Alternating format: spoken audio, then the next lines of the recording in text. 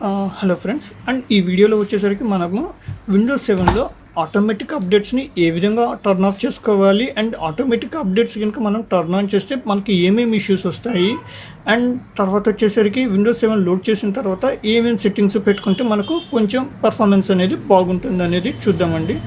And ఇక్కడ మనకు voice అంతా లోడ్ అయిపోయింది. సో ఇప్పుడు మనకు కావాల్సింది ఏంటంటే ముందుగా మెయిన్గా మనకు డెస్క్టాప్ ఐకాన్స్ కావాలి కదండి. సో ఇక్కడ మనం డెస్క్టాప్ మీద రైట్ బటన్ కొట్టేసి పర్సనలైజ్లోకి వెళ్తే ఇక్కడ డెస్క్టాప్ ఐకాన్స్, ఈ ఐకాన్స్ని మనం డెస్క్టాప్ మీద పెట్టుకుంటే మనకు కొంచెం వర్క్ పరంగా యూజ్ అవుతుందండి. సో నేను ఆటోమేటిక్గా ఇక్కడ పెట్టేశాను. సో ఇక్కడ ఆటోమేటిక్గా మనకు ఐకాన్స్ అనేవి రావడం జరిగింది. అండ్ తర్వాత వచ్చేసరికి ఇక్కడ మీకు సర్వీసెస్ అని చెప్పేసి ఒక అప్లికేషన్ ఉంటుందండి. ఆ సర్వీసెస్లో విండోస్ అప్డేట్ అనే ఒక ఆప్షన్ ఉంటుంది. విండోస్ అప్డేట్ ఆప్షన్ని డిజేబుల్ కనుక చేసుకుంటే ఏమవుతుందంటే మనకు మైక్రోసాఫ్ట్ నుంచి వచ్చే అప్డేట్స్ అన్నీ మనకు ఆగిపోతాయి అన్నమాట. సో ఈ ఆప్షన్ మనకి ఎందుకు యూజ్ అవుద్ది అంటే, మీకున్న హై ఎండ్ సిస్టమ్స్లో అయితే మీకు అంటే సపోజ్ i3 ప్రాసెసర్ కానివ్వండి, అట్లాంటి వాటి సిస్టమ్స్లో మీకు అంతగా ప్రాబ్లం రాకపోవచ్చు. కాకపోతే ఏమవుతుందంటే కొన్ని లో ఎండ్ సిస్టమ్స్ ఉంటాయి అన్నమాట. లో ఎండ్ అంటే సపోజ్ కోర్ టు డ్యూ ప్రాసెసర్లు కానివ్వండి, డ్యూయల్ కోర్ ఫస్ట్ వర్షన్లో ప్రాసెసర్లు కానివ్వండి, ఇలాంటి ప్రాసెసర్లు ఉన్నప్పుడు ఏంటంటే సిస్టమ్ అనేది మనకు కొంచెం హ్యాంగ్ అవుతూ ఉండటం, అప్డేట్స్ వల్ల కొంచెం ప్రాబ్లమ్స్ రావటం. అంటే సపోజ్ ఇప్పుడు మనం రీస్టార్ట్ చేసిన తర్వాత సిస్టమ్ అనేది అప్డేట్ అవుతూనే ఉంటుంది అనమాట. దానికి ఏంటంటే సిస్టమ్ లో ఎండ్ వర్షన్ వల్ల అది అప్డేట్ అవ్వడానికి చాలా టైం తీసుకుంటుంది. సో మనం ఆ టైంలో ఏం చేస్తామంటే పొరపాటుగా సిస్టమ్ని రీస్టార్ట్ చేస్తాం. ఏంటంటే కొంచెం త్వరగా ఆన్ అవ్వాలి, లేదంటే వర్క్ పరంగా మనకి ఏదైనా ప్రెషర్ ఉండి దాన్ని మనం ఏం చేస్తామంటే ఫోర్స్గా రీస్టార్ట్ చేస్తాం అనమాట. ఇలాంటి ఇష్యూస్ని మనం ఓవర్కమ్ చేసుకోవాలనుకుంటే కనుక services.mscని ముందే మనం డిజేబుల్ కనుక చేసి పెట్టుకుంటే ఆటోమేటిక్గా సరిపోతుంది అనమాట.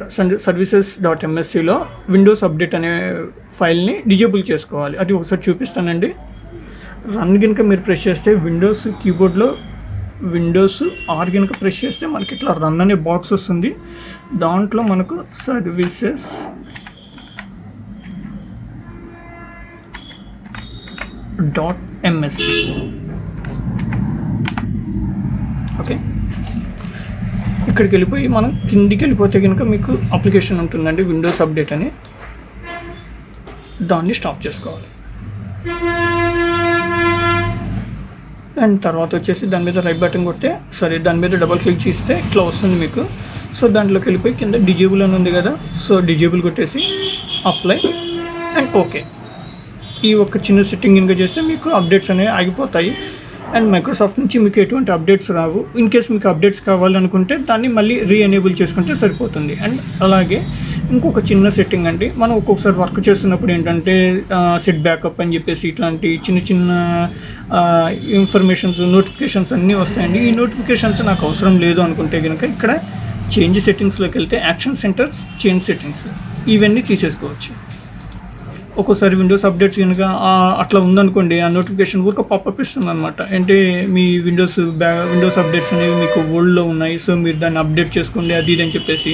తర్వాత మీ ఎప్పుడైనా హార్డ్ డిస్క్లు కానీ ఇట్లాంటివి ఫెయిల్ అవుతూ ఉంటాయి, సో మీరు విండోస్ బ్యాకప్ లాగా పెట్టుకోండి అది ఇది అని చెప్పేసి ఇట్లాంటి నోటిఫికేషన్స్ అన్నీ ఊరికి వస్తూ ఉంటాయి అనమాట.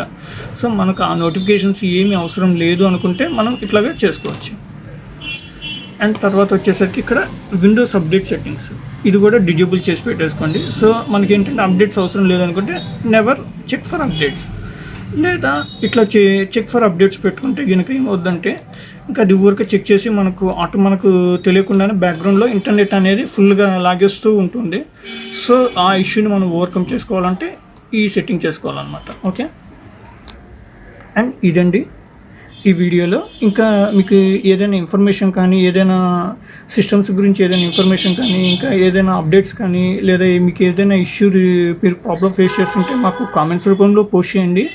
నేను మ్యాక్సిమం మీకు దాన్ని వీడియో రూపంలో కానీ, లేదంటే మ్యాక్సిమం మీకు సొల్యూషన్ని కిందే నేను ప్రొవైడ్ చేయడం జరుగుతుంది.